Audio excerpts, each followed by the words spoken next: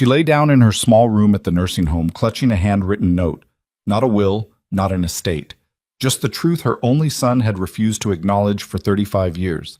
And when that letter was opened, the successful man sitting in his million-dollar office suddenly realized he had built his entire life on the spine of the mother he had forgotten. If you're watching this video, hit like now and comment the name of the city you're watching in.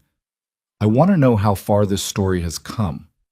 And don't go anywhere, because the most heartbreaking thing isn't death. It's what she wrote before she closed her eyes. I still remember the exact sound of the phone ringing in that empty house. It was a Tuesday afternoon in November, gray outside. The kind of cold that settles into the walls and stays there. I was 58 years old, sitting at the small kitchen table in my room at the Willowbrook Senior Residence, eating soup that had gone lukewarm because I kept waiting, the way I had waited for so many things in my life, before I finally accepted that waiting doesn't change the temperature of soup, and it doesn't change the temperature of people either. The phone rang 4 times. Then it stopped. No voicemail, no callback, no text that said, "Sorry, Mom, I was in a meeting, I'll call you tonight." Just silence. The particular kind of silence that you learn to recognize after enough years of it. A silence that has a shape to it, almost a weight. The silence of someone who saw your name on their screen, considered it for 4 rings, and then made a decision. I picked up my spoon and kept eating. That was the thing about me that nobody ever fully understood. Not the women I played cards with on Wednesday evenings, not the staff at Willowbrook who always smiled too brightly when they saw me sitting alone, not even my oldest friend, Dottie Marsh, who had known me since I was 24 years old and still nursing a broken heart from a man who had walked out the door and never came back. They all expected me to fall apart, to weep dramatically, to curse my son's name or write angry things on paper. But I didn't fall apart. I had learned very early in my life that falling apart is a luxury that some women simply cannot afford. My name is Evelyn Harper, and this is the story of everything I never said out loud. I grew up in Mill Haven, Ohio, the second of 4 daughters in a house that was too small and a family that stretched every dollar until it nearly snapped. My father worked at a processing plant. My mother cleaned houses on weekends. There was never quite enough of anything, but there was always something. Enough food that nobody went to sleep hungry, enough love that we didn't know we were poor until someone from school said something unkind and made it obvious. I married Daniel Harper at 22, which my mother called romantic and my father called rushed. They were both right, as it turned out. Daniel was charming in the way that certain men are charming, effortlessly, almost accidentally, in a way that makes you feel like you've been chosen for something special. He had dark eyes and a restless energy and a habit of making promises that he believed wholeheartedly at the time he made them. He was also, I would later understand, constitutionally incapable of staying in one place.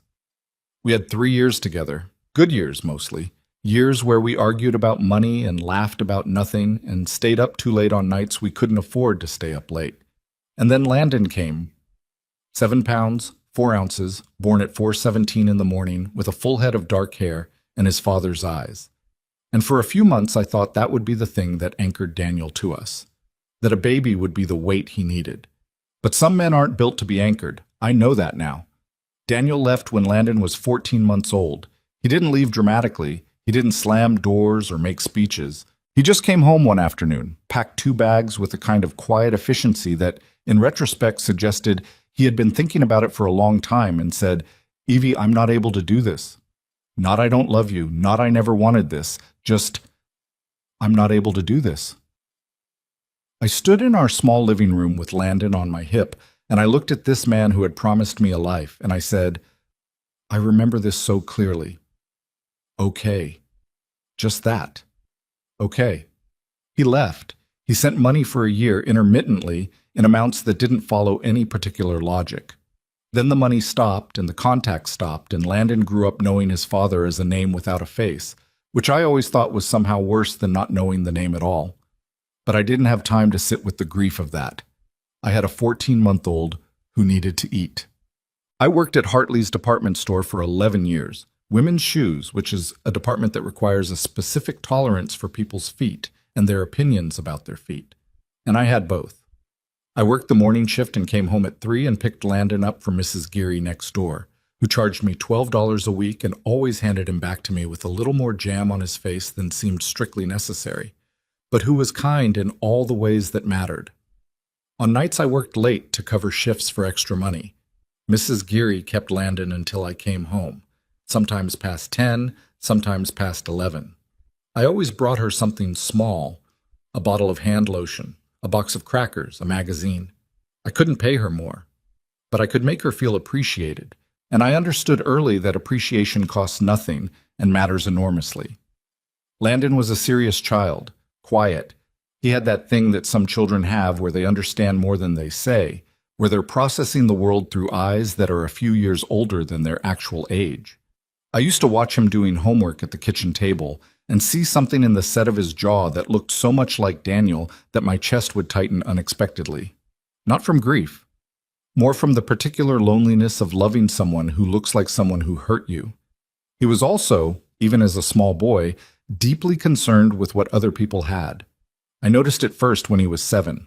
His classmate Robbie Fenton got a new bicycle, a 10-speed with a red frame, and Landon came home and sat at the table with this flat, concentrated expression and said, "Why doesn't my bicycle have gears?" His bicycle was a second-hand Huffy I'd bought for $18 at a yard sale and repainted blue with enamel paint I found at the hardware store. It was perfectly functional. "Because yours doesn't need gears," I told him. "You live on a flat street." He didn't say anything else about it, but I saw it, a small, precise calculation happening behind his eyes. The awareness of difference, the beginning of a certain kind of hunger that I wouldn't fully understand until many years later. I didn't think it was wrong to want things. Wanting things is human. What I didn't see coming was the particular direction that hunger would eventually turn. Oh, he was a good student, genuinely, not just in the way that parents say that. His teachers wrote things on his report cards like engaged and exceptionally analytical, and once, memorably, Landon sees through problems in a way that other students his age don't. He tested well. He earned a partial scholarship to Crestfield University, which was 2 hours from Millhaven, and had a business program that his guidance counselor said was the real thing. The partial scholarship covered 60% of the costs. The other 40% I carried. I need to say this plainly because I want you to understand what I mean when I say I carried it. I don't mean I found the money easily. I mean I sold things. I worked additional jobs. I took a second position at a copy center 3 evenings a week, running a machine that smelled of ink and hot plastic, standing on a concrete floor in shoes that were not built for concrete floors, until my feet ached in a way that didn't fully go away even on weekends. In Landon's second year at Crestfield, my car's transmission failed. I needed the car to get to both jobs. I didn't have the money for the repair. I sold my wedding ring. It wasn't worth much. Daniel and I had married young and poor, and the ring reflected that. A simple gold band with a small chip of diamond. The jeweler gave me $420, which was about $300 more than the repair cost. I put the difference into Landon's tuition account and told myself I didn't need a ring anyway. It was just metal. It didn't mean anything. The thing is, I believed that. I wasn't performing martyrdom. I genuinely believed that what I was giving was less important than what Landon was building. That's the thing about that kind of love. It doesn't feel like sacrifice while you're doing it. It just feels like the obvious thing, the only thing, the thing that of course you do. I didn't tell Landon about the ring. I didn't tell him about the copy center. I didn't tell him a lot of things, and I have thought about that a great deal since then. Whether that was wisdom or whether it was a kind of mistake, a way of making myself invisible in my own son's life story, erasing the inconvenient evidence of what his education actually cost. The other thing I didn't tell him, and this one I think about differently now, was about my health. In Landon's third year at Crestfield, I found a lump, small, the size of a pea, in my left breast.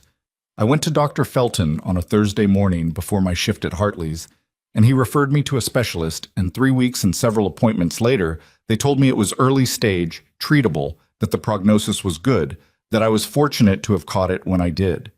The treatment would be taxing, they said. I would need to take time off work. I would be exhausted in ways that were hard to predict. I sat in Dr. Felton's office, and I did the arithmetic. Landon had 1 year left at Crestfield. 1 year. If he knew I was sick, he might leave. He might insist on coming home, taking some other path, something smaller and safer because his mother needed him. And then what? Then everything I had given would become a story that ended in the middle instead of the place it was supposed to end. I said, I'd like to discuss a schedule that doesn't require extended leave. Dr. Felton looked at me across his desk the way people look at you when they understand what you're doing and are not sure they should allow it. I said, my son is finishing his degree in 14 months. I need to get there. He arranged a treatment schedule that was brutal in the way I was braced for. I went to my appointments on Tuesdays, which was my day off from Hartley's. I allowed myself to be sick on Tuesday evenings and Wednesday mornings, and then I pressed myself back into shape by Wednesday afternoon because I had a shift at 3. I ate what they told me to eat. I rested when I could. I didn't complain, not because I'm stoic by nature, but because there was no one in my daily life who I could afford to fall apart in front of. Dottie Marsh knew. She drove me to 2 of my appointments and sat in waiting rooms reading magazines and pretending not to cry. I told her, if you tell Landon, I will never forgive you. She believed me because she knew me, and she kept the secret. Landon graduated from Crestfield on a Saturday in May with a degree in business administration and a job offer already in hand from a financial consulting firm in Chicago called Meridian Partners. He wore a blue gown and walked across a stage in the sun and shook hands with a dean I'd never met, and I sat in the bleachers with a fever that I had been managing for 4 days with over-the-counter medication, and I clapped until my hands hurt. He found me after the ceremony. He hugged me. He smelled like the same shampoo he'd been using since high school, something clean and a little citrusy, and for a moment I held on slightly longer than the occasion required because I was so relieved. I had gotten him there. I had made it to this exact moment, and I was still upright, and he didn't know the cost of any of it, and that felt, in that moment, like success. You look tired, Mom, he said. I've been busy, I said. Go celebrate with your friends. Chicago changed him. I understood that.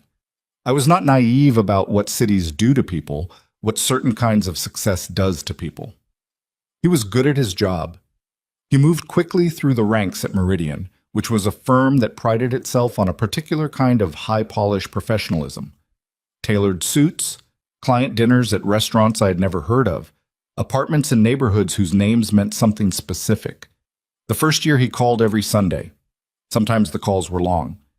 Sometimes they were just 20 minutes, squeezed between other things, but they were there.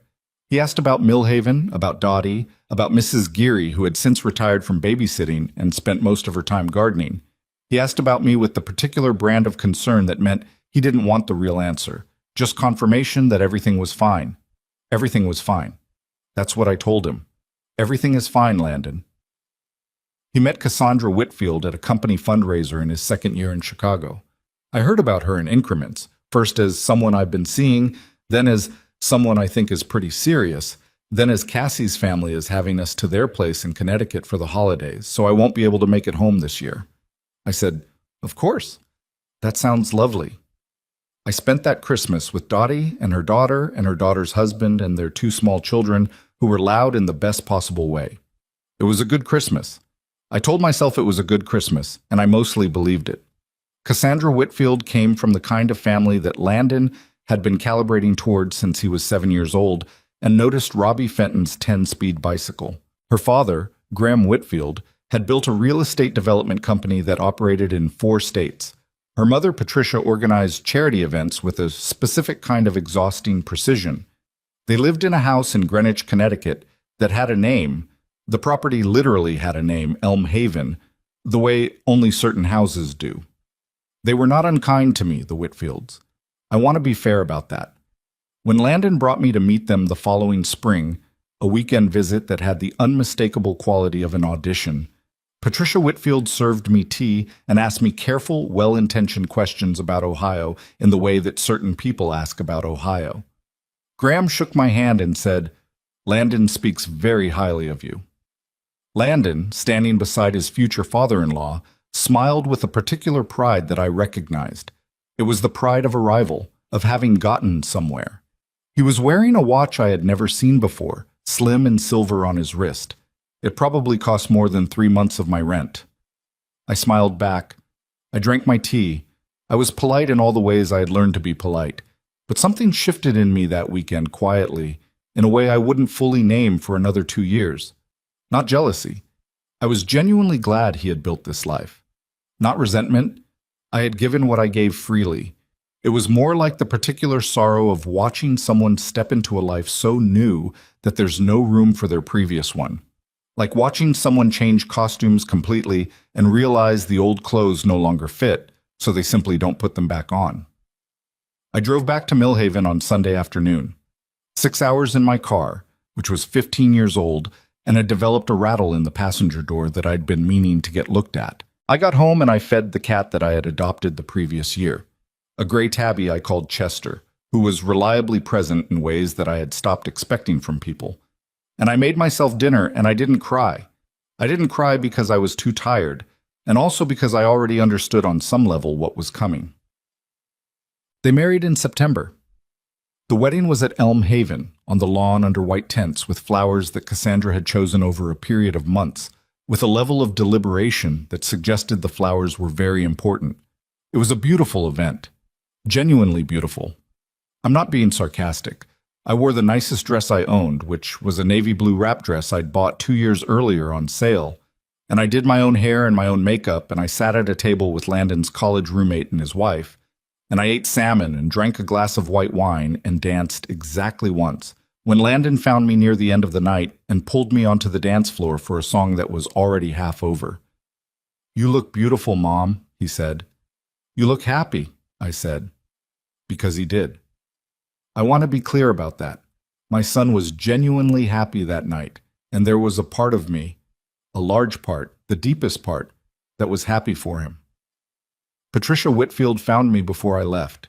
She held both my hands in hers and looked at me with an expression that was kind, but also slightly calibrated, the way certain acts of kindness are. "You must be so proud," she said. "I am," I said, and I meant it. The phone calls began spacing out after the wedding. Not immediately. The first year, they were still regular. But there was a new texture to them, a quality of performance, as if Landon were checking a box rather than making contact. He'd ask the right questions and give the right answers, and the call would end in exactly the right amount of time, and nothing would have actually been said. Then the calls started coming every other week, then monthly. Then there were the canceled visits. There were 5 over the course of 2 years. A Thanksgiving I had already bought food for, an Easter I had driven 2 hours for because we were meeting halfway, a weekend in August that simply got pushed back indefinitely until it disappeared entirely. Each time, there was a reason. A business trip, a prior commitment with Cassandra's family, something at work. All reasonable, all slightly too neat. What I noticed was that Landon's reasons were always delivered in a tone of slight irritation, as if my expectation of the visit was itself an imposition, as if the canceled thing were less of a loss for me and more of an inconvenience for him.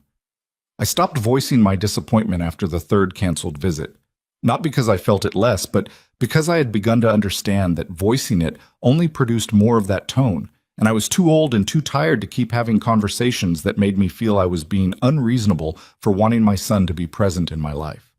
Dottie, who had never been particularly patient with Landon, even when he was a child, said to me once, "Evie, when did you start apologizing for needing something?" I didn't have a good answer. I moved into Willowbrook Senior Residence when I was 56, which is on the younger end for such places, but my knees had become a genuine problem, the left one especially, which had been protesting since my years on the concrete floor at the copy center, and had finally arrived at a point where climbing the stairs in my house several times a day was a project I was losing. The house was also expensive in the way old houses are, always needing something, always presenting me with a repair I couldn't easily afford. And the neighborhood had shifted, quietly, over the years, in ways that made evenings alone in it feel heavier than they used to. Willowbrook was clean and well-run, and the staff were, without exception, decent people. There were women there I liked. Eleanor Pace, who had been a high school English teacher for 30 years, and still argued about semicolons with a passion that I found completely charming. Ruth Ann Dwyer, who was 81 and funnier than most people I had ever met, and who had buried a husband and two of her three children and still found something to laugh about most afternoons. I fit there better than I expected to. I am not by nature a person who requires very much. I like books. I like a reasonable amount of conversation. I like the feeling of a day that has been organized, of things in their proper place. What I noticed, though, what it was impossible not to notice, was the phones. The way they did or didn't ring. Who came on Sundays, who didn't. The look that came over certain women's faces on holidays when they were the only one at their table with no one sitting across from them. I knew that look. I had practiced keeping it off my own face. I told Landon I had moved. He was quiet for a moment and then he said, "That makes sense, Mom. I'm glad you'll have people around." As if I had done it for the company rather than because my knees wouldn't cooperate and I couldn't fix a furnace anymore. He didn't visit Willowbrook, not once in the 2.5 years I lived there. He intended to. I believe that. There were mentions of weekends that he was looking at, suggestions that he might drive out. But the drive was 4 hours from Chicago, which was not nothing, and there was always something. The last time I called him and he didn't answer, I sat at my kitchen table with the phone in my hand and I looked out the window at the parking lot for a long time. Then I opened the drawer where I kept my stationery, a box of cream-colored paper with a small floral border that Dottie had given me 2 Christmases ago, and I took out a sheet of it and a pen. I thought for a while. Then I wrote the date at the top. Dear Landon, there are things I need you to know. I didn't write it all at once. That's important to understand. It wasn't a single evening's catharsis, a letter composed in one desperate sitting. I wrote it over months. I'd pick it up when something remembered itself. A detail that surfaced from 30 years ago, an image that came to me in the early morning when the residence was quiet and Chester was asleep on the end of the bed, and I was too awake to sleep and too tired to read. Some of what I wrote was simply the truth of what things had cost. The ring, the copy center, the 2 years of medical treatments I had managed around my work schedule and his college calendar, and kept so carefully from him that he had graduated without ever knowing his mother had spent 14 months in and out of oncology appointments. Some of it was memory. The time he was 6 and fell off his bicycle, the Huffy, the one he'd been resentful about, and split his chin open on the pavement, and I sat on the bathroom floor holding a towel to his face for 40 minutes while he screamed, and I told him stories to keep him calm, made-up stories about a dragon who was afraid of heights and a knight who was afraid of the dark, and by the time the bleeding stopped, he'd forgotten he was hurt because he wanted to know what happened to the dragon. Some of it was harder than that. Some of it I'm not going to describe because it was between him and me. But the last page, the last few lines, I spent a long time on those. Eleanor Pace, who had spent 30 years making students say what they actually meant, once told me, "The hardest thing to write is the thing that's completely true." I thought about that when I wrote the ending. I wanted it to be completely true, not kind in a way that wasn't honest, and not brutal in a way that served my anger instead of his understanding. I didn't write it to punish him. I need that to be clear. That wasn't what I was doing. I had been a mother for 35 years, and I had spent most of those years trying to protect this man from harder truths than he deserved to be shielded from. And maybe that was its own kind of mistake. Maybe all that careful protection had allowed him to grow in directions I hadn't anticipated. But the letter wasn't punishment. The letter was the truth. The whole truth, finally, without the management and the filters and the "I'm fine," Landon and the... Of course, that makes sense. I folded it, I sealed it. I wrote his name on the front in my regular handwriting, not the careful version, just the way I actually write. I gave it to my attorney, a quiet man named James Aldrin who had handled my modest affairs for 12 years, with instructions. After I was gone, this was to be delivered at the reading of my estate. There wasn't much of an estate. A small life insurance policy, Chester the cat, a box of photographs, a few pieces of furniture. Nothing that required a formal reading, really, but I wanted the formality. I wanted Landon to have to sit still and receive it. That's the one thing I will admit was deliberate, not cruel, deliberate. There's a difference. I wanted my son to have no choice but to be present for what I needed to say. because I had spent 35 years accommodating his choices to be somewhere else. The last months at Willowbrook were, strange as this might sound, not unhappy. I felt lighter. The letter was written. There's something that happens when you finally said the thing you needed to say, even if the person hasn't heard it yet, even if they won't hear it for some time. There's a loosening, a sense of having settled one's accounts. Eleanor and I played cards on Wednesday evenings. Ruth Ann told me a story about her late husband that made me laugh so hard I had to put my hand on the table to steady myself. The staff brought flowers every Monday for the common area. Simple things, grocery store carnations, nothing fancy, but they were there every Monday without fail, and I found I had a genuine affection for them. Landon called on my birthday. He was brief, his voice carrying the particular quality of a man sandwiched between things. He said he was thinking about visiting in the spring. I'd like that, I said. You doing okay, Mom? I'm doing fine, I said. Chester's been sleeping on my feet, which is annoying, but otherwise fine. He laughed at the cat, small, easy laughter, and for a moment he sounded like himself, the real version, the version I had known when he was young and unarmored, and I held on to that moment the way you hold on to things you know are ending. I love you, I said when we were wrapping up. There was the smallest pause, not long, just a beat. Love you too, Mom, he said. Then the call ended. I set my phone on the table. Chester was looking at me from the windowsill with the expression cats have when they can see through you.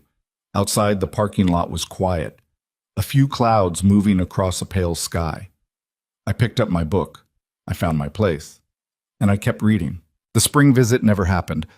I want to say that clearly, without softening it, because I spent too long softening things in my own mind, and it didn't do me any good. Landon mentioned the spring visit in February, referenced it again in March with the vague language of someone who has not actually looked at a calendar, and then stopped mentioning it entirely sometime in April.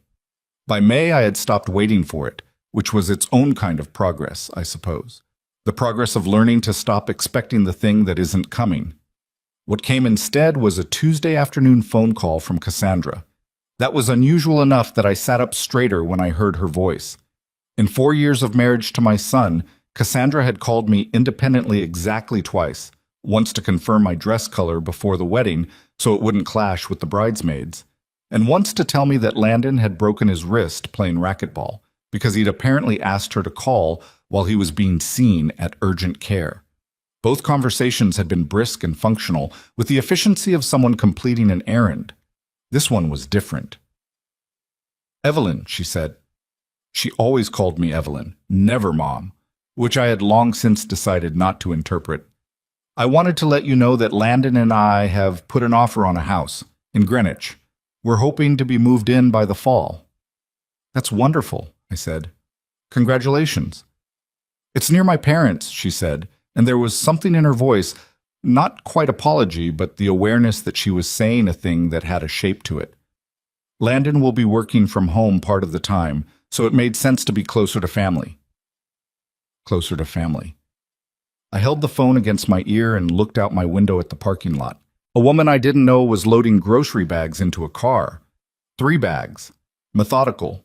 One at a time. That sounds like a good decision, I said. We think so. A pause. I just wanted you to hear it from us directly. From us. As if Landon had authored this call when we both knew perfectly well he hadn't.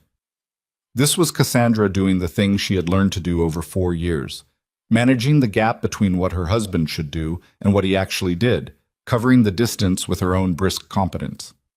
I thanked her for calling. She wished me well. The call lasted 6 minutes. After I hung up, I sat very still for a while.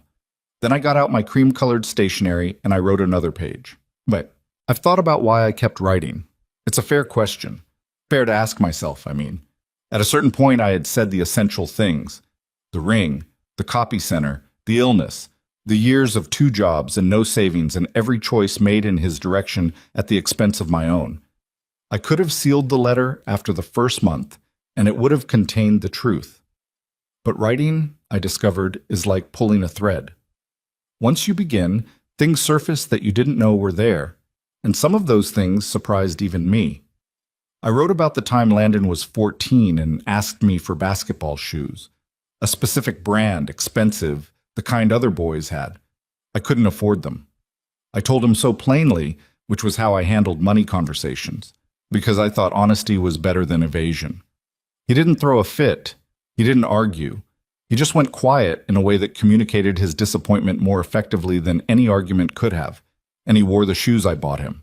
Reasonably priced, perfectly good shoes, with a specific kind of resignation that I felt every time I looked at his feet.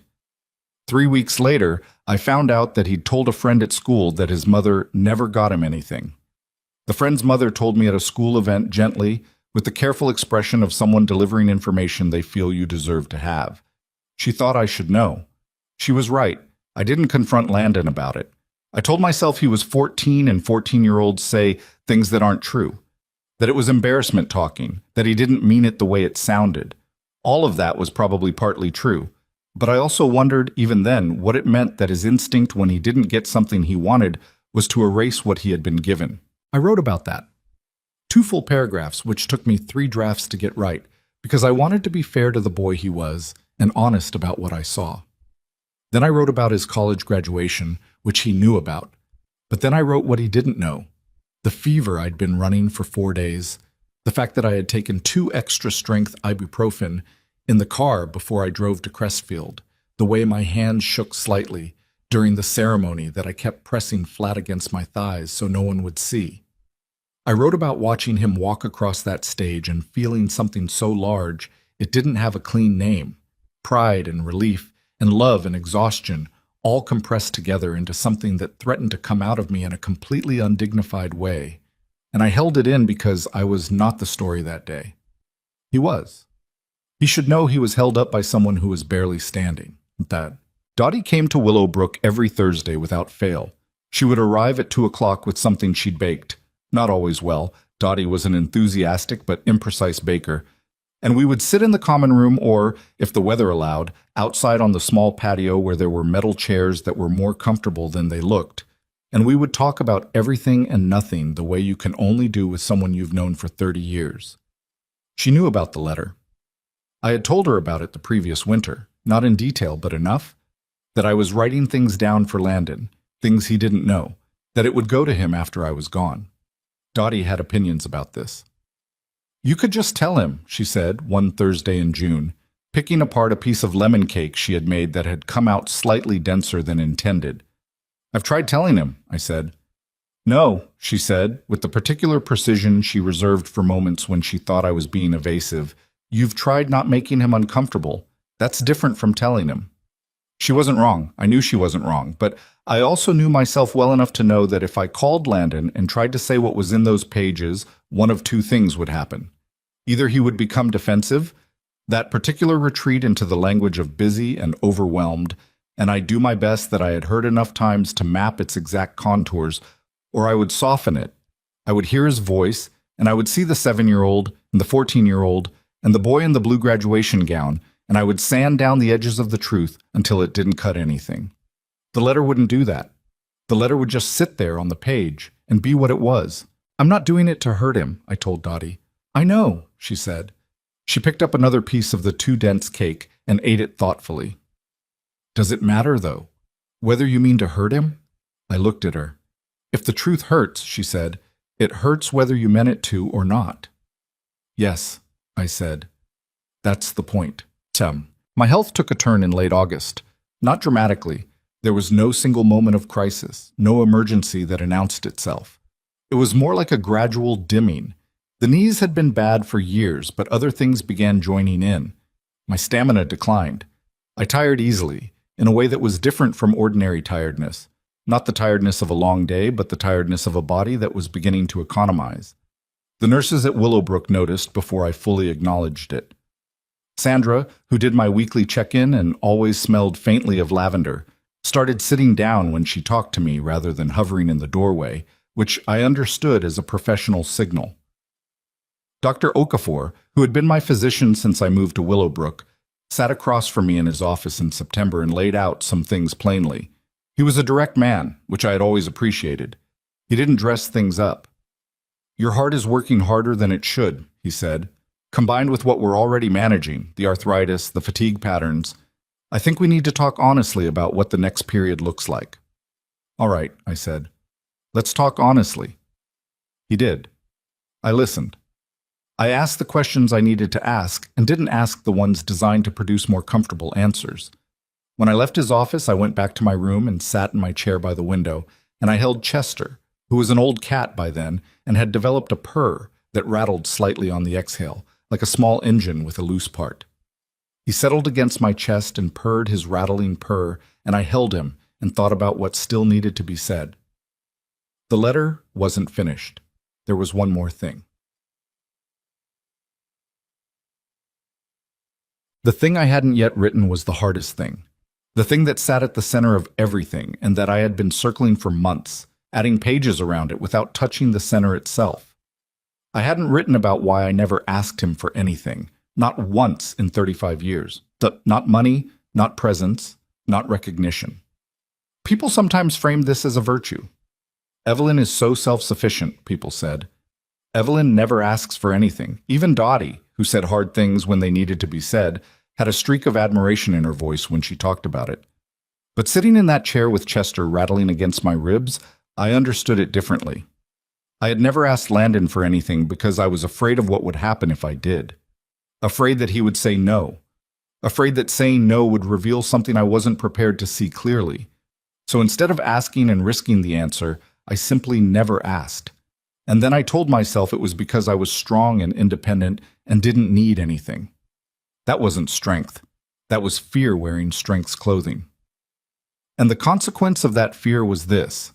My son had been allowed to disappear from my life incrementally, one canceled visit at a time, one unanswered phone call at a time, without ever being asked to account for it. I had protected him from the discomfort of his own choices. I had managed the distance so quietly and efficiently that he could, in good conscience, tell himself I was fine, that I didn't need him, that I was happier this way. I had made it easy for him to leave me alone. I sat with that for a long time. It wasn't comfortable. I'm not going to pretend it was comfortable. Discovering at 58 years old that some portion of what had happened was a consequence of your own choices. That accountability runs in more than one direction. But it was true. And the letter was supposed to be the truth. So I wrote it, 2 pages, careful and plain. I didn't excuse him. So his choices were his choices, and I named them clearly. But I didn't position myself as only a victim either. I wrote about the fear. I wrote about what it had cost both of us, my silence. I wrote, I never asked you to choose me. I think that was my mistake, not just yours. You can't choose something you were never asked to choose. Eleanor Pace had a visitor in October, her youngest son, a man in his 50s who drove up from Indiana and stayed for 3 days. I watched them in the common room one afternoon. Not intrusively, just in the normal way you're aware of the people around you. He was showing her something on his phone, and she was squinting at the screen and laughing, and he had his hand on her arm with the casual ease of someone who touched this person regularly, who wasn't out of practice at it. Eleanor caught me watching and gave me a look that wasn't quite sympathy. She was too sharp for easy sympathy. Just an acknowledgement. A brief, clean recognition of what we were both seeing. I looked away. I picked up my book. That night I wrote the second-to-last page of the letter. I wrote about Eleanor's son, and what it had looked like, and what I hoped Landon understood about the weight of that, about what it means to a person to be visited, to be found by their child in the ordinary afternoon of an ordinary week, to have someone show them something on a phone and laugh about it together. I wrote, it is not a large thing to be present. It only feels large when it becomes rare. Chester died on a Wednesday morning in November. He was found in his usual spot at the end of my bed, curled precisely, as if he had simply decided to stop in the middle of a nap. He was 15 years old, which is a full life for a cat. The vet Sandra called confirmed there was no distress. He had gone quietly, which was, she said, the best way. I buried him in the small garden behind Willowbrook, in a spot near the fence where the light came through in the afternoons. Eleanor helped me carry him out. Ruth Ann stood nearby and said nothing, which was exactly the right amount. Afterward, I went back to my room and I finished the letter. The last lines took me a long time. I wrote several versions. Too angry, too forgiving, too sad. Each version was true in some way and incomplete in another. I sat at my table as the afternoon moved across the floor and the light shifted, and finally I wrote the only version that felt completely true, that didn't tilt in any direction I couldn't stand behind. I'm not going to tell you what it said, not yet. That part belongs to Landon first, the way some things have to belong to the person they were written for before they can belong to anyone else. But I will say this. Writing it, the last line, I felt something release in my chest, something that had been held very carefully for a very long time. And in the quiet of that November afternoon, in my small room at Willowbrook, with the empty spot at the end of the bed and the light going gray outside, I felt not happy, exactly. Not at peace in any grand sense, but settled. I had said what I needed to say. I folded the last page in with the others, sealed the envelope, wrote his name on the front in my ordinary handwriting, Landon, and brought it down the hall to the small safe where I kept the documents I'd given to James Aldrin's contact at the residence for safekeeping. Then I went to dinner. Ruth Ann was saving me a seat, which she did most evenings. She had gotten a piece of apple pie from somewhere and was guarding it with both hands. "Sit down," she said. "I told Margaret this piece was for you. She gave me a look." "Ruth Ann," I said, sitting down across from her, "you didn't have to do that." "I know I didn't have to," she said. "I wanted to. There's a difference." I looked at her. This 81-year-old woman who had lost more than most people do and still showed up to dinner and still saved pieces of pie for her friends. And I felt a sudden, uncomplicated gratitude that hit me somewhere behind the sternum. "Thank you," I said. She waved her fork. "Eat your pie before Margaret comes back." I ate my pie. It was good. Apples soft, crust a little uneven on one side, the way homemade things often are. The dining room was warm and loud with other people's conversations, and for a little while I just sat there in the middle of it all and let it be exactly what it was. Evelyn Harper died on a Thursday morning in February at 6:42 a.m. in her room at Willowbrook Senior Residence. Sandra found her. That detail matters to me, that it was Sandra who smelled of lavender and had started sitting down when she talked to my mother rather than hovering in the doorway. Sandra, who had known something was shifting before anyone said it plainly. Sandra told me later, when I finally drove out to Willowbrook 3 days after the funeral arrangements had already been made by James Aldrin's office because I hadn't known to make them myself, that my mother had been peaceful, that the room was tidy, that the book on her nightstand was marked with a receipt from the Willowbrook cafeteria 3/4 of the way through. She had been reading the night before. She had gone to sleep. She hadn't woken up. "She talked about you," Sandra said. "We were standing in the hallway outside what had been my mother's room. The door was open. The bed had been stripped. A lot of the residents, their families visit, so we know them, but your mother talked about you enough that I felt like I knew you too." I didn't know what to say to that. I still don't. I had gotten the call on a Thursday morning. I was in the middle of a client breakfast at a restaurant in Greenwich, the kind of restaurant with cloth napkins and a noise level calibrated to suggest exclusivity without outright quiet. My phone was on the table, face down, the way I kept it during client meetings because Cassandra said it looked more professional. I flipped it over when I felt it vibrate and saw a number I didn't immediately recognize with an Ohio area code, and I let it go to voicemail because I was mid-sentence about Q3 projections. I listened to the voicemail 12 minutes later, standing outside the restaurant on a gray February sidewalk, and the world did that thing it does sometimes where it continues exactly as it was. A woman walking a dog, a delivery truck idling at the light, steam rising from a grate in the pavement, while something inside you rearranges itself into a completely different configuration. I drove home. I told Cassandra.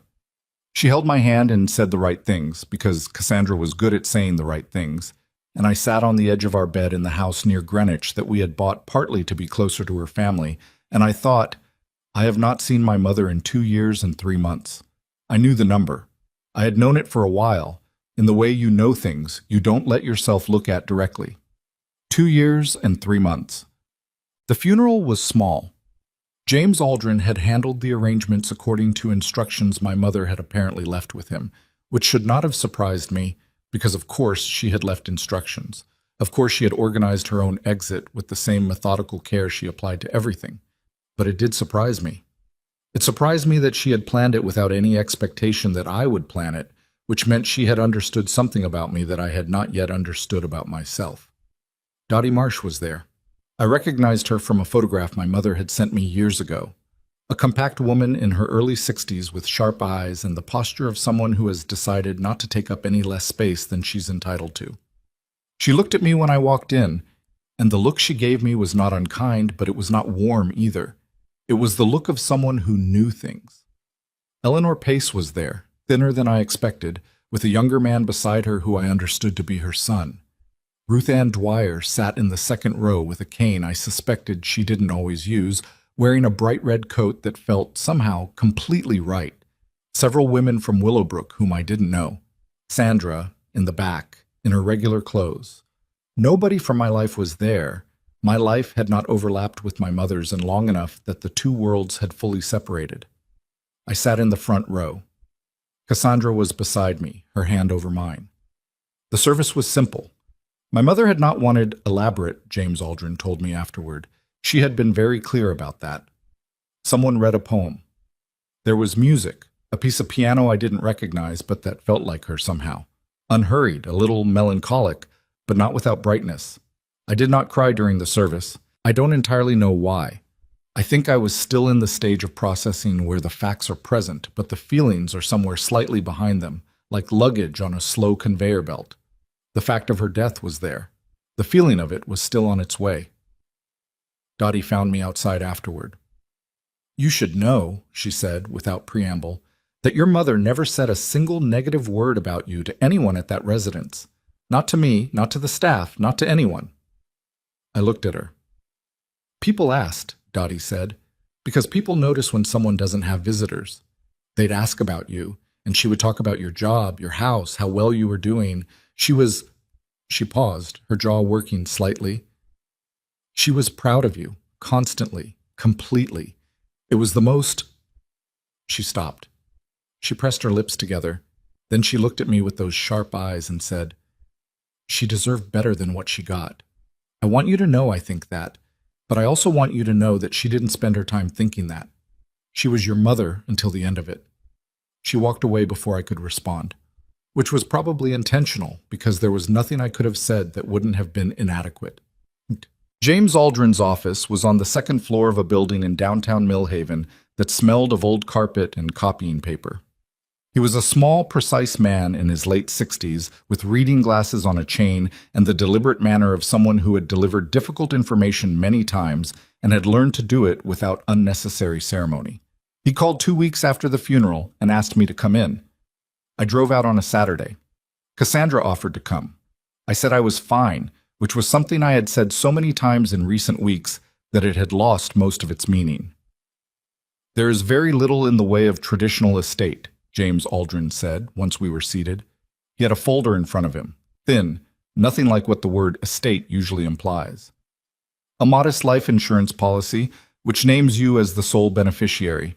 Some personal effects that have been boxed and are being held at Willowbrook for your collection. And this." He slid an envelope across the desk. Cream-colored. A small floral border. My name on the front in my mother's handwriting. Not her careful handwriting, the version she used for formal things, but her regular handwriting. The handwriting I recognized from birthday cards and grocery lists she used to leave on the refrigerator door. Landon. "She left specific instructions," James Aldrin said. "This was to be delivered at the reading of the estate, in your presence, by me. Not mailed, not left with your effects. Delivered." He looked at me steadily over his reading glasses. She was very specific. I picked up the envelope. It was heavier than I expected. Not heavy like a brick, heavy like something that contained more than a single sheet of paper. "Would you like privacy?" he asked. "No," I said. Then, "Yes. Actually, yes. Thank you." He excused himself with the quiet efficiency of a man who had learned when to leave a room. I sat alone in his office with the envelope in my hands for a long moment. Outside the window, Millhaven went about its Saturday. A car passed. Someone was shoveling a walkway across the street, methodical, left to right. I opened the envelope. The first page was dated over a year ago. She had been writing this for over a year. I understood that before I understood anything else, the scope of it. She had not sat down one afternoon in a wave of feeling and written me a letter. She had written this the way she did everything, carefully, over time, with revision. She had meant every word. I read. The first pages were the ones I could handle. Memory. Stories I half remembered or remembered differently. The birthday where she'd made a cake from a mix that had come out slightly lopsided, and she'd decorated it so elaborately that the lopsidedness didn't matter until I was older and saw a photograph and understood. The summer I was 9 and had wanted to go to a camp that cost money she didn't have, and instead she had taken 2 days off work and driven me to a state park 3 hours away, and we had camped in a tent she borrowed from someone at Hartley's. And it had rained the second night, and we'd sat in the car eating crackers and listening to the radio. I had forgotten that, completely. The camp I wanted and didn't get, I remembered. The trip she improvised, I had no memory of it whatsoever until I read the page. The second section was harder. She wrote about the ring. A simple sentence. I sold my wedding ring in your second year at Crestfield to pay for the transmission repair and put the rest toward your tuition. I want you to know that, not because I want you to feel bad about it, but because I want you to know what things actually cost. I put the page down on James Aldrin's desk. I looked at the wall. There was a framed print of a landscape, a river, some trees, generic and inoffensive. I looked at it for a while. Then I picked the page back up and kept reading. The copy center. 3 evenings a week. 11 years at Hartley's. I knew she had worked hard. Of course I knew she had worked hard. I wasn't stupid. I had grown up in that house, and I knew we didn't have money. But knowing it in the abstract way of a child and seeing it laid out in plain, specific sentences were two completely different things. She wrote about the concrete floor. She wrote about her feet. She wrote it without melodrama, which somehow made it worse than melodrama. Just the facts of it, put down plainly, the way you write things when you want them to be clear. Then I turned to the page about her illness. I had to read that paragraph 3 times before I accepted that I was reading it correctly. Breast cancer. Early stage, treatable. She said that, she was careful to say it, as if even in a letter she was still managing my reaction. 14 months of treatment scheduled around my college calendar. Appointments on Tuesdays, her day off. Being sick on Tuesday evenings and Wednesday mornings, and pressing herself back into shape by Wednesday afternoon because she had a shift at 3. She had been in cancer treatment for 14 months while I was finishing my degree at Crestfield. I had called her every Sunday, and she had said, "Everything is fine, Landon." She had sat in those bleachers on graduation day with a fever she had been managing for 4 days, and she had clapped until her hands hurt, and I had found her in the crowd and said, "You look tired, Mom. You look tired." And she had said, "I've been busy. Go celebrate with your friends." I put the letter down on the desk and I pressed both hands flat against the surface, and I breathed. Just breathed. The kind of deliberate breathing you do when you understand that the alternative is something you can't take back in a lawyer's office on a Saturday morning. 35 years. I had been working backward through 35 years as I sat in that room, and each page was adding weight to a number I thought I understood and didn't understand at all. The middle sections of the letter were the ones that didn't let me look away. She wrote about the phone calls. She was precise about it in a way that took something out of me. She hadn't kept a log. She was clear about that. She wasn't documenting grievances in a ledger. But she had a specific kind of memory that remembered patterns, the shape of time, the way things added up. She wrote about watching her phone ring on her end without being answered. She wrote about the canceled visits with a restraint that was somehow more devastating than anger. She named them without commentary, just the dates and the plans that had existed and then hadn't. Thanksgiving, Easter, the August weekend. She wrote about the move to Willowbrook, the real reasons, the knees and the house, and the weight of evenings alone. And then she wrote what I had told myself, which was that she was probably happier having people around her. She wrote, "I know you told yourself that. I want you to understand that I never told you it was true." She wrote about the 2 years and 3 months, not as accusation. I want to be clear about that because I've thought about it many times since. There was no accusation in her language. She was past accusation by the time she was writing it. What there was instead was something that hit harder than accusation. Simple description. She described those 2 years from the inside. The Wednesday card games with Eleanor and Ruth Ann. The Thursday afternoons with Dottie. The way she had watched other women's children visit and learned very precisely how to be present in a room when what you feel is absence. She wrote, "I got quite good at it. That is not something a mother should have to get good at." I read that sentence and something cracked open in me that I hadn't even known was sealed. She wrote about herself, her fear, that she had never asked me for anything because she was afraid of what my answer would be, and that she understood now that this had been a mistake, that love doesn't work without risk, without asking, without the chance of the wrong answer. She wrote, "I protected you from having to choose me, and in doing so, I made the choosing easier to avoid. I don't know whether to be angry at you or at myself. I have decided to just be honest instead." She had decided to be honest instead. By the time I reached the final pages, I had lost track of how long I had been sitting there. The Saturday sounds outside the window had not changed. Still cars, still ordinary Millhaven going about its day, but they felt very far away. I was in a different place. I was 35 years back, and I was looking at things I had not looked at and had not wanted to look at. The final page. The handwriting was slightly different on the last page. Not worse, just slower. She had taken her time. Every word was placed deliberately. She wrote about Chester, who had died in November and was buried near the fence where the afternoon light came through. She wrote about Eleanor Pace's son and what it had looked like from across the common room, a thing so simple it should have required no comment, a mother and her son looking at something on a phone together and laughing. She wrote, "I watched them, and I did not feel sorry for myself. I felt sorry that you did not know what you were missing. That seems like the more important loss." She wrote about the last phone call. She wrote what she had heard in my voice, the quality of performance, the box checking, the way I said "I love you" at the end with that smallest pause. She wrote, "I heard it. I always heard everything. I just stopped saying so." And then the last lines. I will only tell you what they said because she wrote them for me to carry, and I think some weight is supposed to be carried, not locked away. She wrote, "I never blamed you for becoming who you became.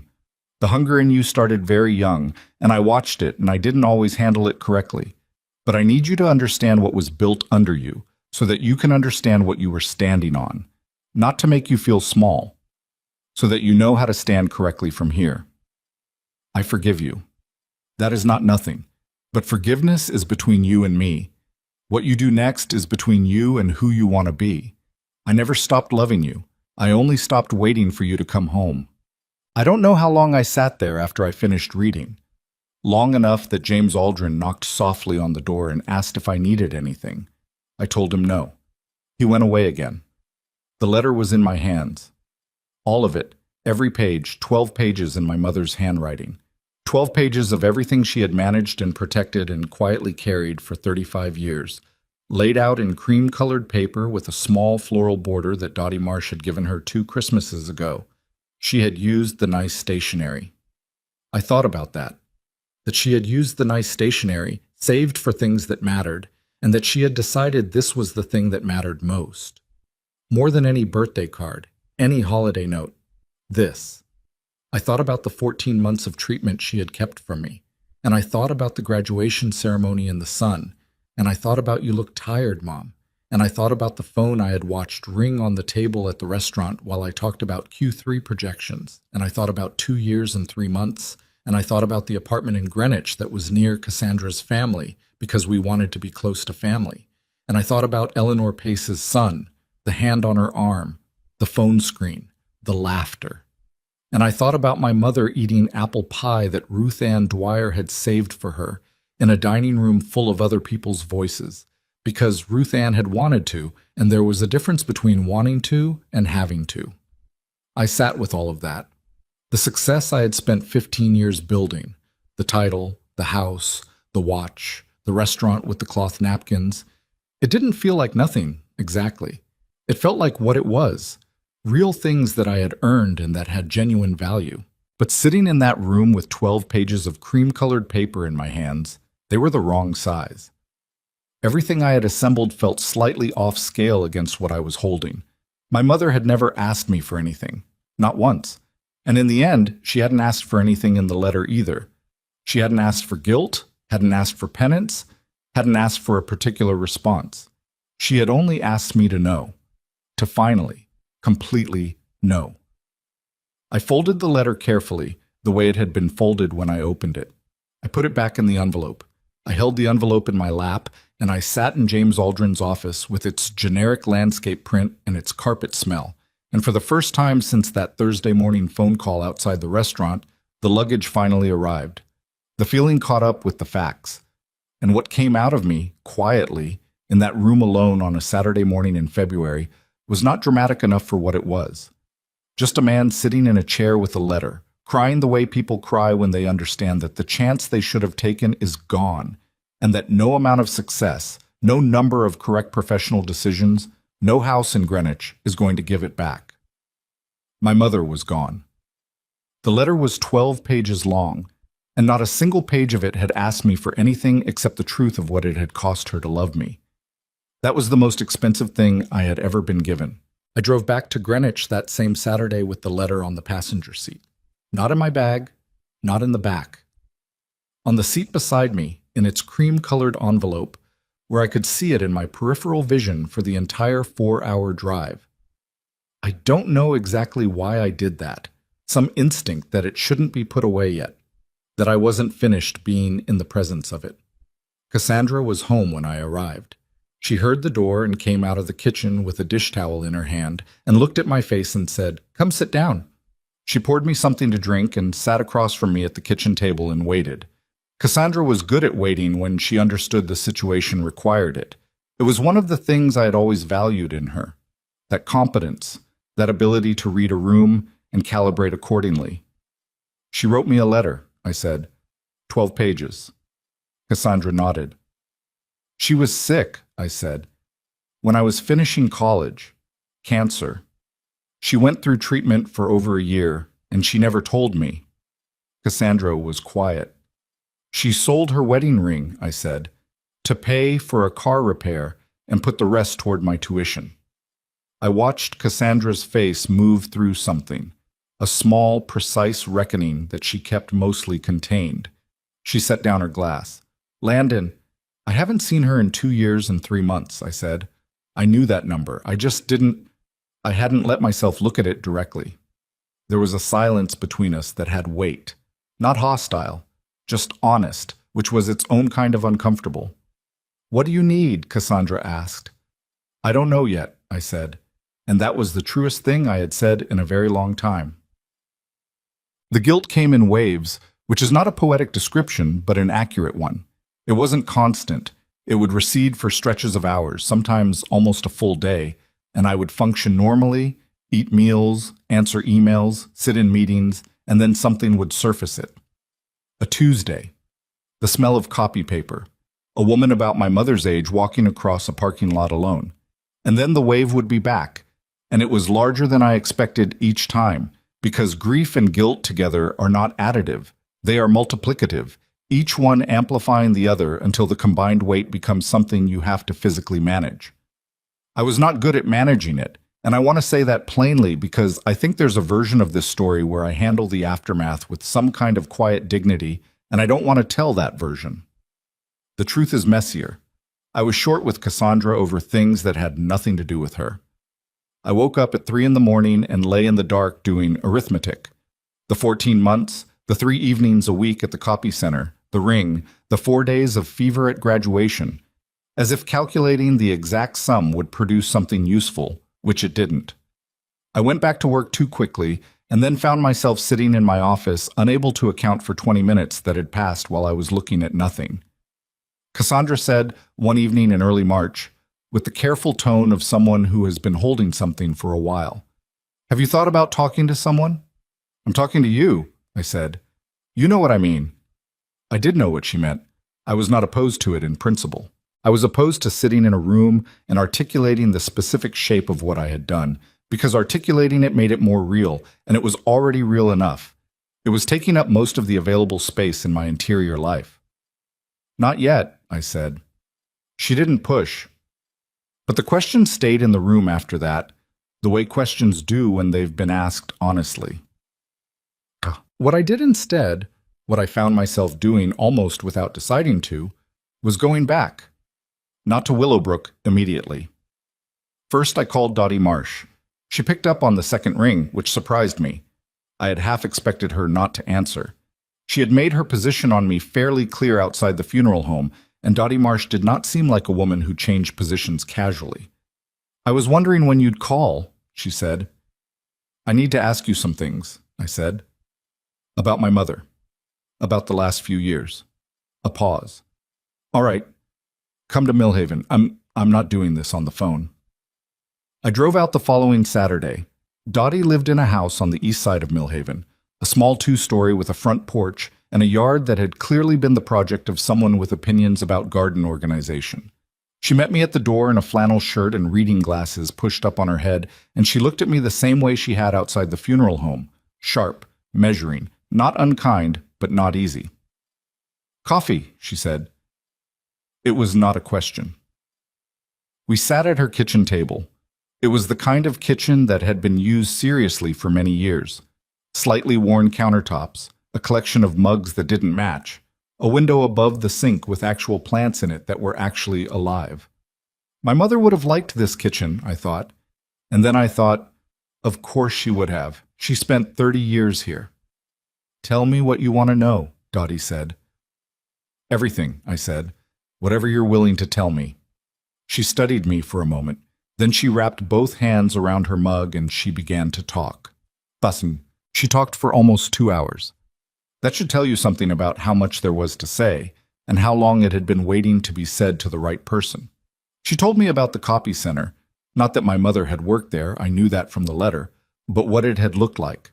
Dottie had driven her there once when my mother's car was in the shop, had sat outside for 20 minutes waiting, had watched my mother come out the front door at 10:15 at night with the particular careful movement of someone whose feet were protesting every step. "She saw me watching her," Dottie said, "and she straightened up, just pulled herself up and walked normally, like if she moved right I wouldn't notice. That was your mother. She couldn't help it. She told me about the medical treatments. She had driven my mother to 2 of the appointments. She talked the whole way there," Dottie said, "about everything except where we were going, the weather, a book she was reading, something she'd heard on the radio. I almost asked her to stop once because the talking was making me more nervous than silence would have. But then I thought, this is how she's doing it. This is how she gets through the door. So I let her talk." "Did she—" I stopped. Started again. "Was she scared?" Dottie looked at me. "Landon, she was terrified." She said it simply, no hesitation. She was a person. Of course she was scared. She just didn't have anyone she could be scared in front of because the one person she would have told was the one person she'd decided not to tell.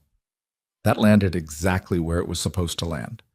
"She never complained about you," Dottie said. "I want to be fair about that, because I know I was hard on you outside the church. She defended you.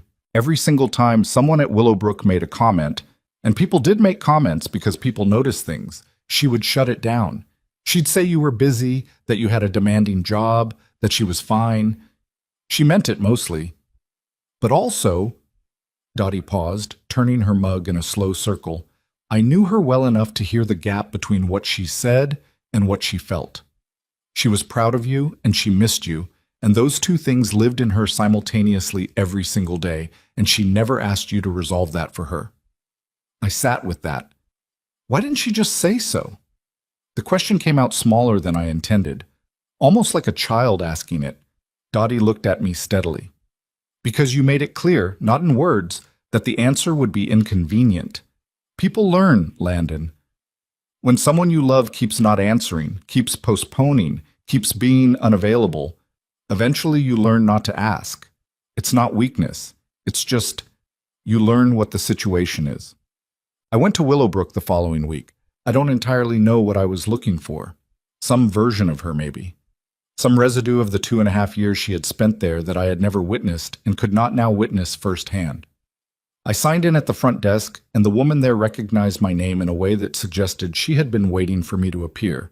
Eventually, the way people in small communities wait for things that have been long expected. Sandra met me in the hallway outside my mother's old room. The door was open. A new resident had moved in. I could see through the doorway, a few different pieces of furniture, a different arrangement entirely, the room already becoming someone else's. "Thank you for seeing me," I said. Of course. Sandra's expression was the same quiet, professional warmth I remembered from the day she'd told me about the book on the nightstand. I meant what I said. She talked about you a lot. What did she say? Sandra thought about it for a moment. She said you were analytical, that you solved problems the way other people read, constantly, automatically. She said you got that from her, but you'd taken it further than she had. A small pause. She said she hoped you'd eventually turn it on the right problems. I stood in that hallway and heard that, and felt the particular sensation of being understood by someone who was no longer there to tell directly. Sandra walked me through the common room, the dining area, the small patio outside where my mother had sat on Thursday afternoons with Dottie when the weather allowed. I saw the garden near the fence where Chester was buried, the spot my mother had written about. The afternoon light came through exactly as she'd described. I stood there for a while. Then Sandra introduced me to Ruth Ann Dwyer, who was sitting in the common room with a crossword puzzle and the air of someone who had correctly predicted this visit. Sit down, Ruth Ann said without looking up from her puzzle. I've been wanting to talk to you. Mrs. Dwyer, Ruth Ann. She looked up then, and she had the same quality Dottie had. Eyes that didn't perform softness they didn't feel, that looked at you directly and expected the same. Your mother saved me a piece of pie once. Did you know that? I'd brought it from my daughter's house, homemade, and I was going to eat the whole thing myself, and your mother caught me eyeing it, and I told her to help herself. She said, no, it's yours. I said I'd give her half. She said, fine. Ruth Ann smiled, a small one. She ate half that pie and said it was the best pie she'd had in a long time. I asked her when she'd last had homemade pie. She thought about it and said she couldn't remember. I didn't say anything. She ate alone a lot, Ruth Ann said directly. Not always, but a lot. The thing about this place is that people's families visit on different schedules, and you get a sense of who has regulars and who doesn't. Your mother didn't have regulars, but she never acted like it was a problem. She always seemed, Ruth Ann paused, choosing arranged, like she'd arranged herself so that the empty space didn't show. Very few people can do that convincingly. Your mother could. Did she ever... I stopped. Say she was lonely? Ruth Ann completed the thought without apology.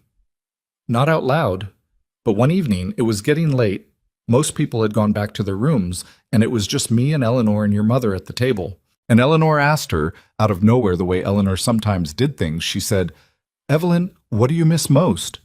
And your mother sat there for a minute, and she said, Sunday mornings. When he was small, Sunday mornings we'd stay in pajamas until noon, and he'd watch cartoons on the floor, and I'd read on the couch, and we didn't have to be anywhere. Those mornings were just ours. Ruth Ann set her crossword puzzle on the table. Then she picked up her book, and that was that. She didn't say anything else about it. Ruth Ann looked at me with those direct, weathered eyes. You were the Sunday mornings, son. That's what she missed. I went home and I sat in my study, and I did not go to work the next day. I called in and said I needed personal time, and my assistant said, Of course. And that was that. The machinery of my professional life continuing without me for a day, which it did effortlessly, which told me something about what I had believed about my own indispensability. I took the letter out again. I read it again, all 12 pages, this time with Dottie's voice in my ear and Sandra's words and Ruth Ann's story about the Sunday mornings. It was a different experience the second time, not less painful, but more specific. Less about the abstraction of guilt and more about the concrete particular shape of what had been lost. Not just years, not just visits. Specific things. Sunday mornings, the other half of a piece of pie. The book on the nightstand marked 3/4 through with a cafeteria receipt. Cassandra knocked on the door of my study that evening and came in without waiting. She sat in the chair across from my desk, the one where clients sometimes sat, and looked at me. Tell me what you're thinking, she said. I'm thinking about what she did with 35 years, I said. What she built for me and what I did with what she built. Cassandra was quiet. I have a good life, I said.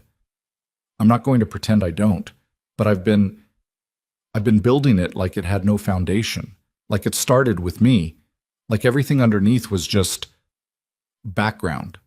I stopped. She wasn't background. No, Cassandra said. She wasn't. A silence. Outside the window, the Greenwich evening was doing what Greenwich evenings did. Quiet, ordered, comfortable in all the ways my mother's evenings had not been comfortable. I want to do something, I said, not to fix it. I know it's not fixable, but something that matters, Cassandra said. Yes. She looked at me for a long moment, and then she said something I didn't expect. I should have pushed you harder, to visit, to call. I noticed it, and I told myself it wasn't my place, and I should have decided it was my place because it mattered. She said it steadily, without drama, the way Cassandra did hard things. I'm telling you that because if we're doing this, I'm doing it with you, and I don't want to start it with something I should have already said. I looked at my wife across my desk in my study in the house near her parents', and I understood that accountability was happening in more than one direction, the way my mother had written it, that it moved through everyone, not just me. Okay, I said. Okay, she said. Boss, what followed was not a transformation. I want to be exact about this because transformations are clean, and what happened to me in the months after my mother's death was not clean. It was slow and uncomfortable, and included several weeks of talking to a therapist named Dr. Whitmore, who had the exhausting quality of asking questions that seemed simple until you tried to answer them. It included long conversations with Cassandra that did not always end well. It included driving to Millhaven 3 times in 4 months, which was more than I had driven there in the previous 5 years. Each time learning something new from Dottie or from Sandra or from Ruth Ann, each time adding a dimension to the picture of a woman I had thought I knew. What I found in all of those conversations was something I had not expected to find. She had not been bitter. This was the thing that undid me more than anything else, more than the ring or the cancer or the 2 years and 3 months. The women who knew her described someone who was sad, sometimes, and lonely in the way she had managed not to show directly, but not bitter, not corroded by what had happened. She had loved me with the whole of it, the real kind, the kind that doesn't make conditions and doesn't keep score even when it should. I did not deserve that quality of love. I'm not being self-flagellating when I say that. I'm just being accurate. What she gave me was more than I had earned, and I had spent a long time not examining that gap. Examining it now was painful in the specific way of understanding that something irreplaceable has been handled carelessly, but I also understood something else, something she had written on the second-to-last page, the thing about accountability running in both directions. My mother had not been only a saint. She had been a person who made choices, some of them driven by fear, some of them driven by love, some of them both at once. She had chosen not to ask. She had chosen not to make me uncomfortable, and in doing so had made it easy for me to stay comfortable. We had both participated in the arrangement that left her alone. Understanding that didn't excuse me, but it gave me something to work with that pure guilt couldn't give. A map, an understanding of how the road had actually run, so that I could think about roads going forward. I sold the watch first. The slim silver one I'd been wearing since before the wedding, the one I'd had on my wrist the afternoon I took my mother to meet the Whitfields. It was worth considerably more than I had paid for it, which is how those things work, and I put the money in a separate account. Then the car. I had 2, a practical one and a less practical one that I had bought during a period of professional acceleration when buying it had felt like a marker of having arrived somewhere. I sold the less practical one, more into the account. Cassandra watched this process without interference. She had said she was in it with me, and she meant it, but she was also, fairly, watching to understand what it was going to be before she committed to the specific shape of it. I had an idea. It had come to me the second time I visited Willowbrook, standing in the common room and watching an elderly man in the corner who had been there both times I'd visited, sitting in the same chair, doing approximately the same thing, and who no one had come to see on either occasion. I had watched him, and I had thought about Ruth Ann saving pie, about Eleanor's son, and the hand on the arm, the phone screen, the laugh, about what it cost to be forgotten, and whether cost is the right word for what it actually is, which is more like erosion. Being forgotten erodes you, slowly, quietly, the way water takes stone. I started making calls, not to people I knew professionally, to people who knew things I didn't, Nonprofit attorneys, social workers, people who ran senior care programs in underfunded counties. I asked questions with the same analytical instinct my mother had told Sandra about, constantly, automatically, turning it on the right problems at last. What I found was not surprising, but was still striking. The loneliness epidemic among elderly adults was documented, measured, studied, and massively underfunded. The gap between what existed and what was needed was enormous. Not dramatic enormous in a way that announced itself, quiet enormous in the way of things that happen to people who don't have loud advocates.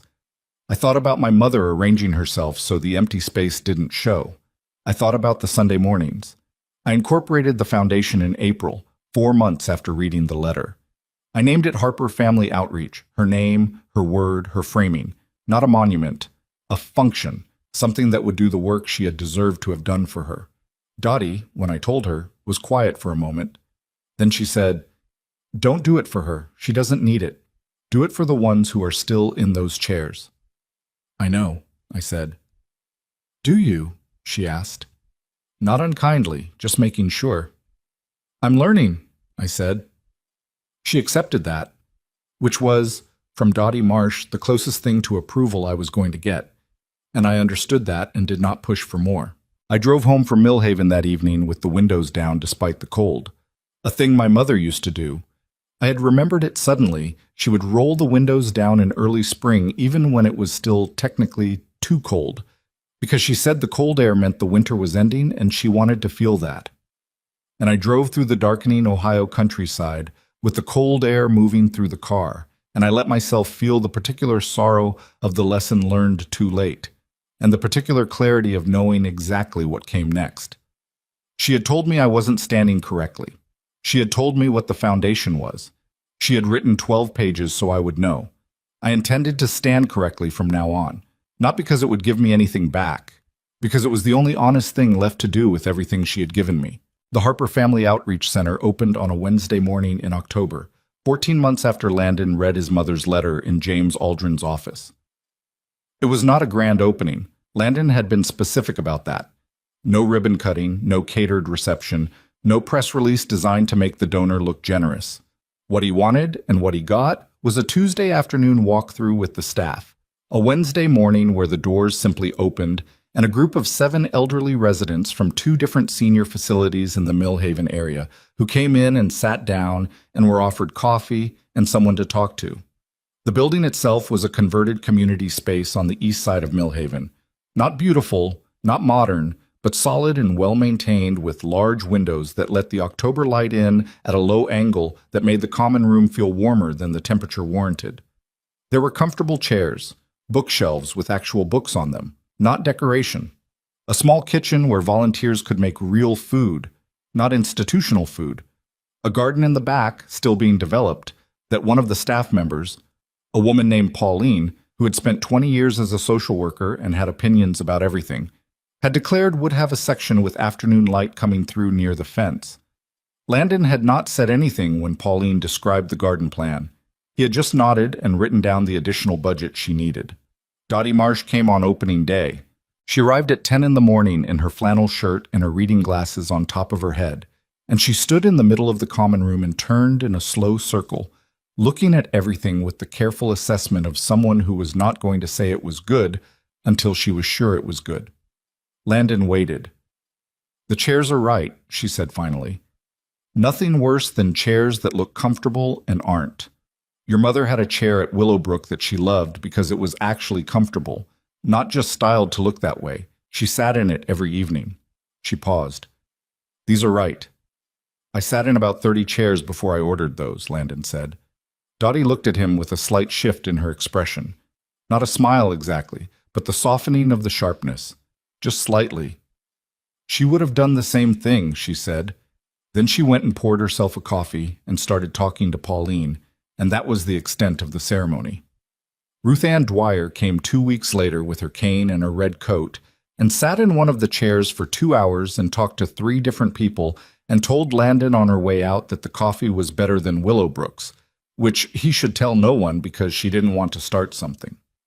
The first year was hard in ways Landon had not anticipated and should have. Running a nonprofit is not like running a financial consulting practice. The skills overlapped less than he had expected. He was good at the structural things, the budgets, the board meetings, the grant applications that required someone who understood how to build a financial argument. He was less good at the parts that required a different kind of presence, a willingness to sit with people without agenda, without the forward motion of professional purpose. Several times in that first year, Pauline looked at him in a way that communicated, without words, that he was being efficient when the situation called for something else. "You don't have to fix everything," she told him once, after he had spent an afternoon problem-solving logistics with a volunteer coordinator who had actually come to him with something simpler, a need to feel that someone was listening. Sometimes people don't need a solution. They need someone to be in the room with them. Landon heard that differently than Pauline intended it. Or rather, he heard it the way she intended it, and he also heard his mother underneath it. It is not a large thing to be present. It only feels large when it becomes rare. He was learning to be present. He was not naturally good at it, and he was not going to pretend otherwise, and that imperfection mattered. It meant the learning was real. Cassandra came to Millhaven with him most weeks by the second year. She had her own professional work. She had taken on a consulting role with a nonprofit housing organization that suited her particular competencies. But she built the drive to Millhaven into her week with the same brisk commitment she applied to everything she decided mattered. She was better with the residents than Landon was, initially. She had a quality of attentive patience that he had always admired and was only now understanding the full depth of. There was a woman at the center named Agnes, 83, a former piano teacher with arthritis in her hands that had taken the plane from her 15 years ago and left a specific kind of grief that she carried quietly. Agnes had a son in Portland who called on birthdays and a daughter in Florida who sent cards at Christmas and visited every other year. And in between those contacts, Agnes existed in a space of profound, ordinary invisibility that she had learned to navigate because there was no alternative. Landon sat with Agnes on a Thursday afternoon in the center's second year. They were in the common room, and she was looking out the window at the garden where Pauline's plantings had come in, not fully yet, but enough. Some late-season color, the fence with the afternoon light coming through the way Pauline had planned. "Your mother was here?" Agnes asked. She knew the story. Most people at the center did, in the way things circulate in small communities. Not all the details, but the shape of it. "Not here," Landon said. "At Willowbrook, about a mile from here." Agnes nodded. "And she never told you she needed anything?" "She didn't." Agnes was quiet, watching the garden. "My daughter calls it independence," she said, "when I don't ask for things. She says, 'Mom, you're so independent,' and I smile and I say, 'Yes, I suppose I am.'" She turned from the window to look at Landon directly. "But the truth is, after a certain number of times of reaching and not finding anyone there, you stop reaching. You call it independence because that feels better than the other word." Landon sat with that. "You're here now," Agnes said. "Not as consolation, just as a fact." "I'm here now," he agreed. "That's not nothing," she said. Then she looked back at the garden. "It's not everything either, but it's not nothing." He kept the letter in his desk at home. Not the copy center made. He had not made copies, had not photographed it, had not done anything to replicate or distribute it. The original 12 pages, in the cream-colored envelope with the floral border, with his name on the front in his mother's ordinary handwriting. He read it again on the anniversary of her death. The first anniversary he read all 12 pages. The second he read only the last. The third he sat with the envelope in his hands for a long time and did not open it, and understood that this was its own kind of progress, not because the contents had lost their weight, but because he had found a way to carry the weight that didn't require constant re-examination. He knew what it said. He was trying to live in response to it. What the letter had given him, he understood now, was not guilt, or not only guilt. What it had given him was a complete picture. Most people go through their lives knowing their parents partially, through the selective presentation that parents offer and children receive without question. His mother had given him the whole of herself, in 12 pages, after the fact, and it was a gift with sharp edges that had cut him badly and that he would not have traded for anything. She had trusted him with the truth, even knowing what it contained, even knowing how it would land. She had decided he could hold it. He thought about that more than he thought about almost anything else, that she had believed he could hold it. Dottie Marsh became a regular at the center. Not an official volunteer, she refused that categorization with the vigor she applied to most categorizations. But she was there 2 afternoons a week with something she'd baked and opinions she distributed freely, and a quality of no-nonsense warmth that the residents responded to in a way that the more professionally trained volunteers sometimes didn't quite achieve.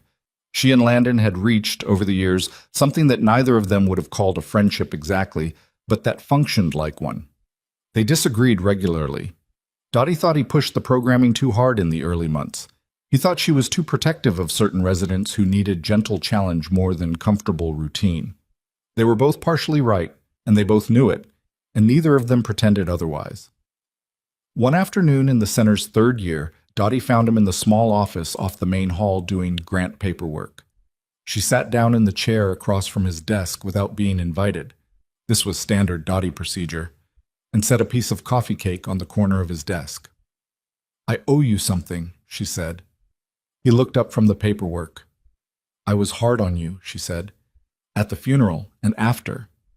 I don't think I was wrong. I want to be clear that I don't think I was wrong because I wasn't, but I was also—" She moved her hand in a gesture that meant more than strictly necessary.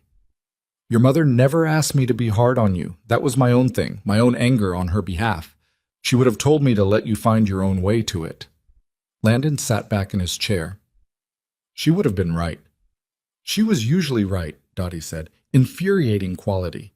A silence between them that was almost comfortable. Almost. "She'd be—" Dottie started and then stopped. "You can say it," Landon said. "I was going to say she'd be proud," Dottie said, "but that's too simple. She was already proud of you. She was proud of you when you weren't doing anything to deserve it, which is how she worked, and I always thought it let you off too easy. But there it is." She looked at him. "What I think is that she'd be relieved, that you see it, what it was, what she was." Landon looked at the window. Outside, the Millhaven afternoon was doing what Millhaven afternoons did. Modest, Midwestern, unremarkable in the way of places where ordinary people live ordinary lives, and some of those lives are harder than they look from the outside. "I see it," he said. "Not all of it," Dottie said, with the precision he had come to expect from her. "You'll keep seeing it for years. Every time something happens here that reminds you, every time you sit with someone whose kid isn't coming." She picked up her coffee, looked into it. "That's not a punishment, it's just what it is." The center expanded in its 4th year. A second location, in a neighboring county where the need was demonstrably larger and the resources demonstrably smaller. Pauline ran the original location. Landon hired a director for the second, a woman named Carrie Bloom, who had run elder care programs for 12 years and who, in her interview, said the thing that made him hire her. "The loneliness isn't the problem. The loneliness is the symptom. The problem is that we built a culture where being old makes you invisible, and then we're surprised when invisible people feel alone." He thought about his mother arranging herself so the empty space didn't show, getting quite good at it. By the 5th year, the Harper Family Outreach Center had served over 300 individuals across both locations. The number was real, and Landon tracked it carefully. Not to impress anyone, but because he had been in finance long enough to know that what gets measured gets taken seriously, and he wanted this taken seriously. But he also knew what the number didn't capture, the specific weight of what it meant to be one of those 300. To be Agnes watching the garden on a Thursday afternoon and have someone sit down beside her and stay. To have that be a regular thing, an expected thing, not a charity event or a holiday visit, but just Tuesday, Wednesday, Thursday. People showing up because it was Tuesday, and that's what happened on Tuesdays now. He thought about what his mother had written about Eleanor Pace's son, what it means to a person to be visited, to be found by their child in the ordinary afternoon of an ordinary week. He was not those families. He could not give those people back the children who weren't coming. But he could fill some of the Tuesday afternoons, and he had learned enough by then to understand that this was not a small thing dressed up as a large one. It was a genuinely large thing, happening quietly, in a converted community space in Millhaven, Ohio, with good chairs and coffee that was better than Willowbrook's. Fish said, Landon and Cassandra did not have a perfect marriage after all of this.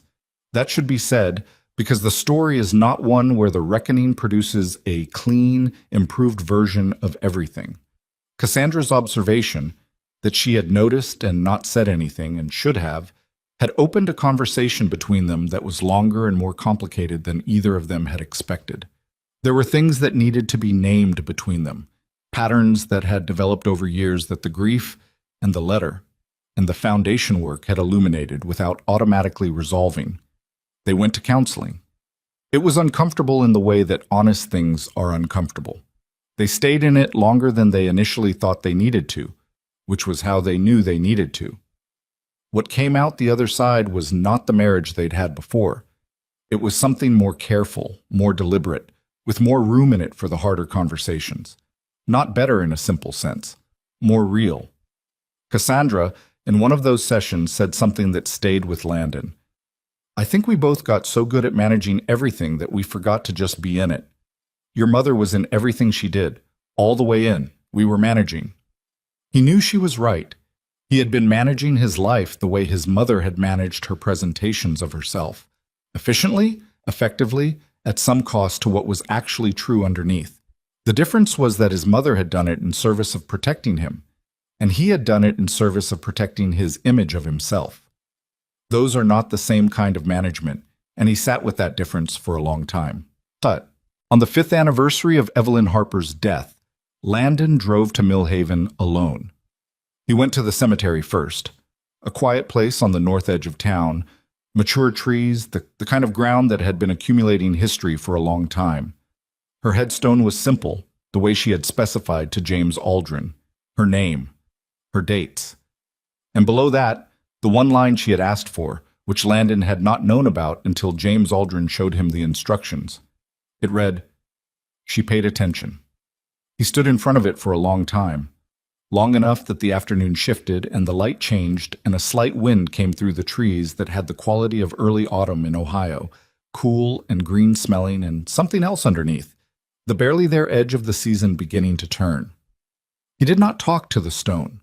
That was not something he knew how to do, and he suspected his mother would have found it a little theatrical anyway.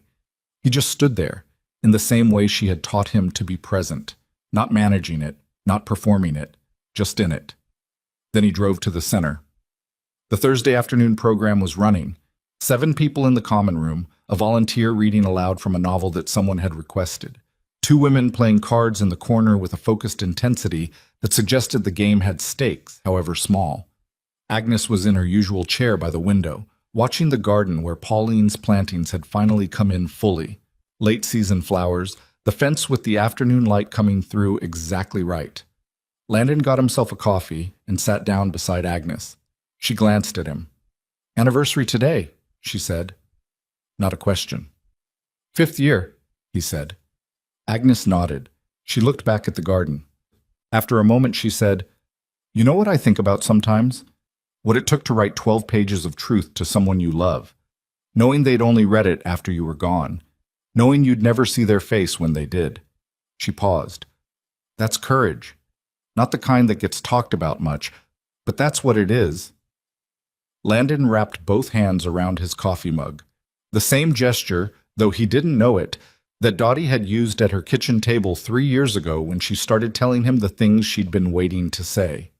"She was braver than I ever gave her credit for," he said, "at everything." "Most mothers are," Agnes said. "Most people are if you actually look." The reader in the corner turned a page. The card players made a small sound of triumph or protest.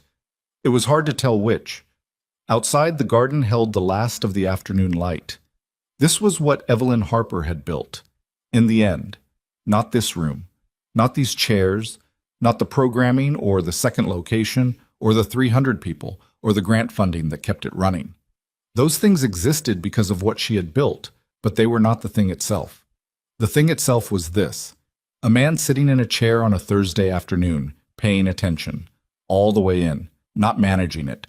She had written 12 pages so he would know what the foundation was. He had read them, and the reading had cost him something real. And he had gotten up from James Aldrin's desk, and he had tried to stand correctly. He was still trying. He would be trying for the rest of his life, which was probably the honest shape of how these things work. Not a moment of transformation, but a sustained, imperfect daily effort to be the person the people who loved you believed you could be. Evelyn Harper had believed it. She had written it down in her ordinary handwriting, on the nice stationery she saved for things that mattered. And she had sealed it and given it to a quiet man named James Aldrin and trusted it to find her son after she was gone. It had found him. He was here. That was not everything, but it was not nothing. And in the long, quiet arithmetic of a life, of what we owe each other, of what love actually costs and what it actually builds, not nothing is where everything worth having begins.